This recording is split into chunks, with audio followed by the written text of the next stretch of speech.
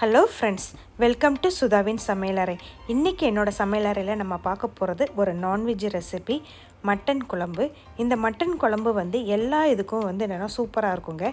இட்லி, தோசை, ஆப்பம், இடியாப்பம், நான், parotta, white rice இது எல்லாத்துக்கும் சூப்பராக இருக்கும். நான் இன்றைக்கி அதை இட்லியோடு சர்வ் பண்ணியிருக்கேன். வாங்க அந்த ரெசிபி எப்படி பண்ணலாம் அப்படிங்கிறத இந்த வீடியோவில் பார்த்து தெரிஞ்சுக்கலாம். ஒரு குக்கரில் 3 டேபிள் ஸ்பூன் அளவுக்கு மரச்செக்கு கடலெண்ணெய் சேர்த்துருக்கிறேன். இது எண்ணெய் சூடானதுக்கப்புறம் அதில் 1 டீஸ்பூன் அளவுக்கு சோம்பும் கொஞ்சமாக கடுகு உளுந்தம் பருப்பும் சேர்த்துக்கோங்க. இந்த சோம்பு பொரிஞ்சு வரணும், அதே மாதிரி கடுகு உளுந்தம் பருப்பும் நல்லா வெடிக்கணும். அதுக்கப்புறம் தான் நம்ம ஒவ்வொரு பொருளாக சேர்க்க போகிறோம். இப்போ கடுகு நல்லா பொரிய ஆரம்பிச்சிருச்சு. 2 பிரியாணி இலை, 1 துண்டு பட்டை, 1 அன்னாச்சிப்பூ, 3 ஏலக்காய், 2 கிராம்பு, கொஞ்சமாக கல்பாசி இதெல்லாம் சேர்த்து நல்லா பொரிஞ்சதுக்கப்புறமா நான் இன்றைக்கி ஒரு 1/4 கிலோ அளவுக்கு சின்ன வெங்காயம் கட் பண்ணி வச்சுருக்கிறேன், அதை சேர்த்துக்கிறேன். இது கூடவே என்னென்னா கொஞ்சமாக கருவேப்பிலையும் சேர்த்து நல்லா என்னென்னா வதங்கி வரணும். வெங்காயம் நல்லா வதங்கினா தான் உங்களுக்கு குழம்பு நல்லா டேஸ்ட்டாக இருக்கும். ஸோ அதுக்கு 1 நிமிஷம் ஆகும். இந்த பாருங்கள், இந்த அளவுக்கு நல்லா வெங்காயம் வதங்கி வரணும். வதங்கினதுக்கப்புறமா நம்ம கட் பண்ணி வச்சுருக்கிற 2 பச்சை மிளகாவும் 2 தக்காளி, நான் இன்றைக்கி பெங்களூர் தக்காளி தான் எடுத்திருக்கேன். இதில் புளிப்பு கம்மியாக தான் இருக்கும், அதனால் 2 தக்காளி எடுத்துருக்கிறேன். நீங்கள் நாட்டு தக்காளி எடுக்கிறதா இருந்தால் சின்னதாக 2 தக்காளி எடுத்துக்கோங்க. இதில் 1/4 டீஸ்பூன் அளவுக்கு மஞ்சத்தூள், 2 டேபிள் ஸ்பூன் அளவுக்கு இஞ்சி பூண்டு பேஸ்ட், அதுக்கப்புறமா கொஞ்சமாக என்னென்னா உப்பு சேர்த்துக்கோங்க. இந்த வெங்காயம் தக்காளியில் வதங்கிறதுக்காக இது நம்ம சேர்த்துக்கிறோம். இதெல்லாம் சேர்ந்து நல்லா மசிஞ்சு வரட்டும். ஒரு 2 நிமிஷம் இதை நல்லா வதக்கி கொடுங்க.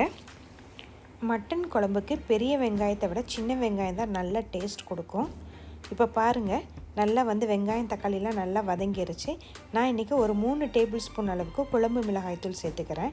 உங்கள்கிட்ட குழம்பு மிளகாய்த்தூள் இல்லை அப்படின்னா 2 டேபிள் ஸ்பூன் அளவுக்கு வத்தல் பொடியும் 3 டேபிள் ஸ்பூன் அளவுக்கு கொத்தமல்லி பொடியும் சேர்த்துக்கோங்க. இந்த பொடியை சேர்த்துட்டு இந்த பொடியோட பச்சை வாடை போயிட்டு நல்லா எண்ணெய் பிரிஞ்சு வரணும், அது வரைக்கும் நல்லா கலந்து விட்டுக்கோங்க. இப்போ பாருங்கள், அந்த இதிலேருந்து நல்லா எண்ணெய் பிரிஞ்சு வந்துருச்சு. இந்த பொடியோட பச்சை வாடெல்லாம் போயிருச்சு.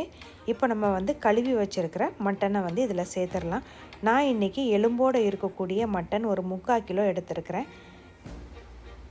எலும்போடு சேர்த்தா தான் உங்களுக்கு குழம்பு நல்லா ருசியாக இருக்கும். மட்டன் எல்லாத்தையும் சேர்த்துட்டு இந்த மசாலாவில் நல்லா கலந்து விடுங்க. அந்த மட்டனோட கலர் லைட்டாக சேஞ்ச் ஆகும். அது வரைக்கும் ஒரு 2லேருந்து 3 நிமிஷம் வரைக்கும் நல்லா கலந்து கொடுங்க. கலந்து கொடுத்துட்டு இந்த மட்டன் குழம்புக்கு என்னென்னா நீங்கள் உருளைக்கிழங்கு சேர்த்துக்கிட்டிங்கன்னா ரொம்ப டேஸ்ட்டாக இருக்கும்.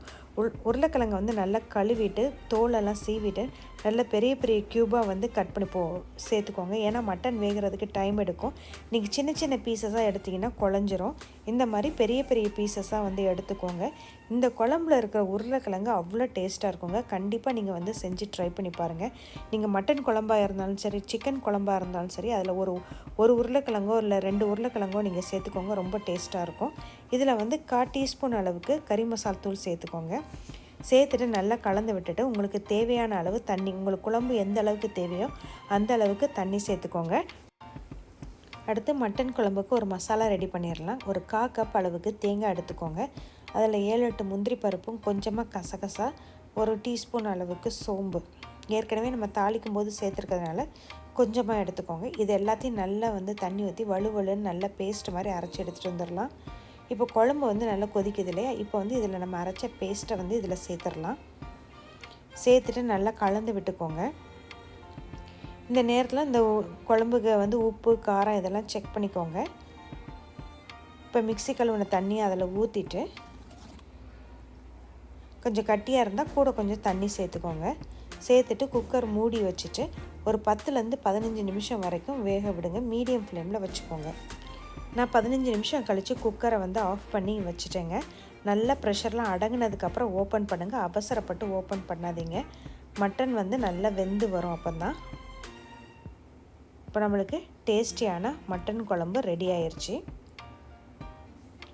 ஸோ உங்களுக்கு குழம்பு கொஞ்சம் தண்ணியாக இருக்கிற மாதிரி நீங்கள் நினச்சிங்க அப்படின்னா திருப்பி அடுப்பில் 1 நிமிஷம் மட்டும் வச்சு இறக்குங்க. கரெக்டான கன்சிஸ்டன்சியில் வந்துடும். இப்போ ஒரு கை அளவுக்கு கொத்தமல்லி தழை தூவி இறக்கிட்டோம் அப்படின்னா டேஸ்டியான மட்டன் குழம்பு நம்மளுக்கு ரெடி. ஸோ இந்த ரெசிபியை கண்டிப்பாக உங்கள் வீட்லேயும் ட்ரை பண்ணுங்கள். ட்ரை பண்ணிவிட்டு எப்படி வந்தது அப்படிங்கிறத கமெண்ட்டில் சொல்லுங்கள். இந்த வீடியோ உங்களுக்கு பிடிச்சிருந்ததுன்னா லைக் பண்ணுங்கள், ஷேர் பண்ணுங்கள், கமெண்ட் பண்ணுங்கள். மறக்காமல் சுதாவின் சமையலறை சேனலை சப்ஸ்கிரைப் பண்ணுங்கள். தேங்க்யூ.